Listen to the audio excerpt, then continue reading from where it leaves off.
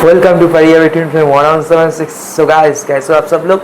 आज हम लोग बात करेंगे बहुत ज़्यादा एक इफेक्टिव एस्ट्रोलॉजिकल फार्मूला को लेके, जिसके ज़रिए हम लोग समझ सकते हैं कि मेरा जो पार्टनर है वो मेरा ट्विन फ्लेम है या फिर सोलमेट है या फिर कोई एक कार्मिक रिलेशन है। तो चैनल को सब्सक्राइब कर लीजिए, वीडियोस को लाइक कीजिए एंड शेयर कीजिए। कोई भी अगर क्वेरीज आपके अंदर होगा तो दिए गए व्हाट्सएप नंबर पे आप व्हाट्सएप कीजिए, कमेंट कीजिए एंड बहुत ज़्यादा ब्लेसिंग दीजिए। चलिए, तो सबसे पहले हम लोग बात करेंगे सोलमेट रिलेशनशिप को कैसे हम लोग समझते हैं एस्ट्रोलॉजिकली। फिर बात करेंगे कार्मिक रिलेशनशिप को कैसे हम लोग समझते हैं through out the astrology. And उसके बाद एट द एंड हम लोग बात करेंगे कि ट्विन फ्लेम जर्नी को हम लोग एस्ट्रोलॉजी से कैसे समझ पाते हैं। तो जब सोलमेट लेके बात करते हैं, सबसे पहले बात करना पड़ेगा मार्स एंड वेनस को लेके एंड राहु को लेके। ठीक है, अभी आप अपना चार्ट निकाल लीजिए। मान लीजिए आपके चार्ट में जहाँ पर मार्स है, आपका पार्टनर का चार्ट में वही सेम प्लेस में आइदर वेनस होगा या फिर उसके 5th और 9th कॉम्बिनेशन में वेनस जाएगा। तो फिर आप देख सकते हो ये एक बहुत ही प्योर लव वाइब्रेशन वाला एनर्जी है एंड ये एक सोलमेट एनर्जी है। अगर यहाँ पर मंगल या फिर वेनस रेट्रोग्रेड है, मतलब बकरी है, तो जिस घर में बैठा है उसके पीछे वाला घर को लेके इसको देखना पड़ेगा। मतलब मान लो आपके यहाँ मार्स है टॉरस में, ठीक है ना।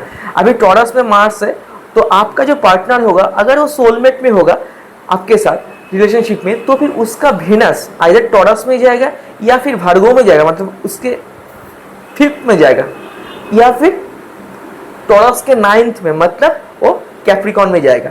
ठीक है ना।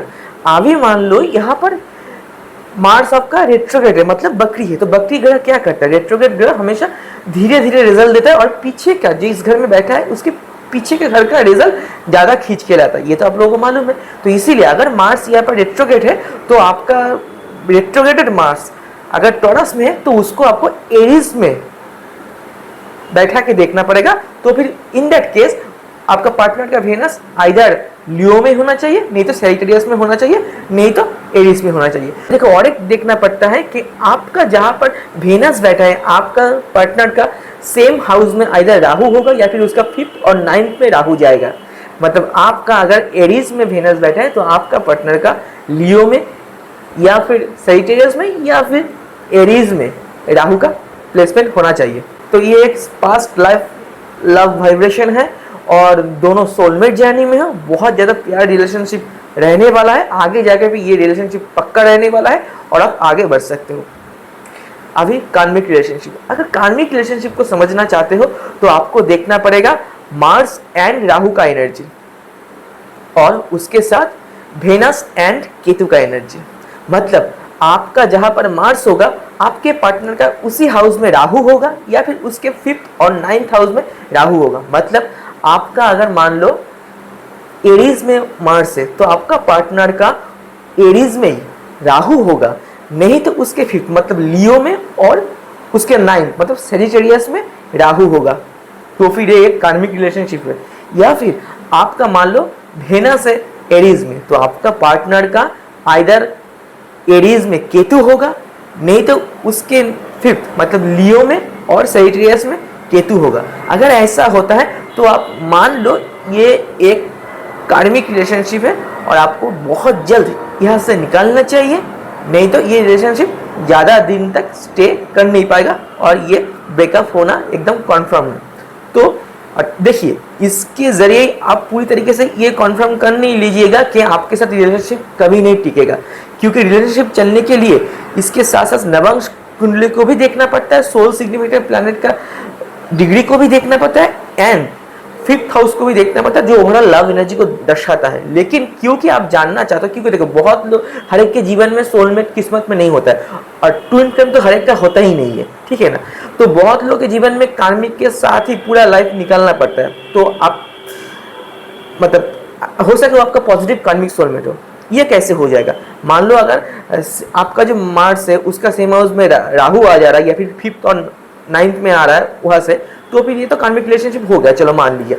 लेकिन अगर दोनों का 5th हाउस स्ट्रांग है या फिर दोनों का fifth house same super impose करने के बाद दोनों का ही फिफ्थ हाउस का लॉर्ड सेम ही साइन में आ रहा है, या फिर दोनों का नवांश कुंडली का जो लग्न लॉर्ड है वो बहुत स्ट्रांग है, या फिर दोनों का नवांश का जुपिटर जो होता है वो बहुत स्ट्रांग है, तो फिर कार्मिक रिलेशनशिप भी बहुत हद तक पॉजिटिव कार्मिक रिलेशनशिप के जरिए या फिर पॉजिटिव कार्मिक रिलेशनशिप में कन्वर्ट होके बहुत दूर तक या फिर पूरा लाइफ टाइम तक चल सकता है, ठीक है ना। तो इसीलिए आपको आगे भी बहुत सारे चीज को देखना पड़ता है जिसके जरिए आप ये डिसाइड कर सकते हो कि 100% कॉन्फर्मेशन के साथ कि ये रिलेशनशिप चल सकता है कि नहीं चल सकता है। अभी आ जाता है सबसे इंपॉर्टेंट सोलमेट से ऊपर most pure love energy, twin flame.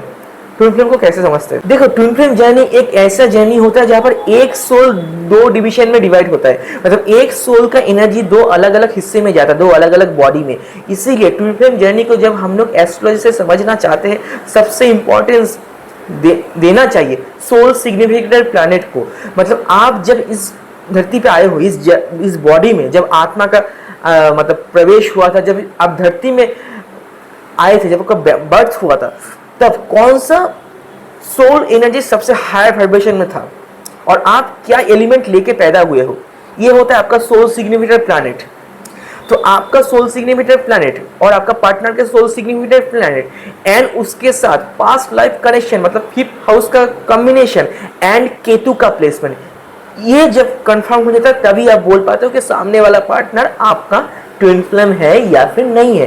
तो इसको समझने के लिए देखना क्या पड़ता है, आपका सोल सिग्निफिकेंट प्लैनेट जो भी होता है, आपका पार्टनर का सोल सिग्निफिकेंट प्लैनेट आइदर उसी सेम हाउस में होगा या फिर वहां से फिफ्थ और नाइन्थ कॉम्बिनेशन में जाएगा, एंड किसी एक के सोल सिग्निफिकेंट प्लैनेट के साथ केतु का कंजंक्शन या फिर सैटर्न का कंजंक्शन, क्योंकि सैटर्न पास्ट लाइफ को दर्शाता है, सैटर्न का कंजंक्शन होना ही चाहिए।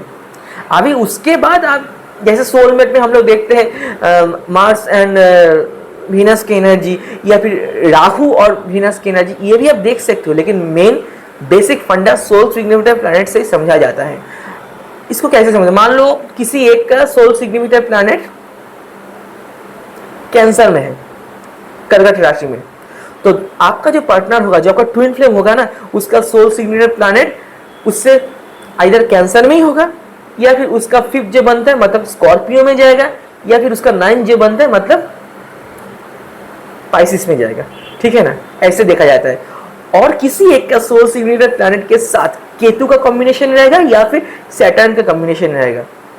अगर ये बनता है तो फिर आप कंफर्म हो सकते हो बहुत हद तक कि ये आपका ट्विन फ्लेम ही है। और उसके बाद हम लोग नवांश कुंडली को भी देखेंगे, डिग्री का क्या रिलेशनशिप दोनों का बन रहा है उसको भी देखेंगे, एंड फिफ्थ हाउस का कॉम्बिनेशन को भी देखेंगे दोनों के चार्ट में।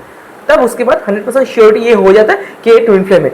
लेकिन जहां तक बेसिक रूल्स समझना है, तो जो भी पॉइंट हम बोले हैं इसको आप देख के बेसिक आप खुद भी आइडिया लगा सकते हो कि आपका पार्टनर आपका सोलमेट है या फिर ट्विन फ्लेम है। तो आपका अगर कोई भी क्वेरीज होगा या फिर कोई भी डाउट क्लियरेंस करना है या फिर कोई भी सजेशन चाहिए या फिर रीडिंग चाहिए टैरोट रिलेटेड या फिर एस्ट्रोलॉजिकल गाइडेंस चाहिए, तो प्लीज़ दिए गए व्हाट्सएप नंबर पे आप व्हाट्सएप कीजिए, कमेंट कीजिए, एंड परिया अभी को बहुत ज़्यादा ब्लेसिंग दीजिए। खुश रहिए, हमेशा मुस्कुराते रहिए। Thanks for watching, thank you so much.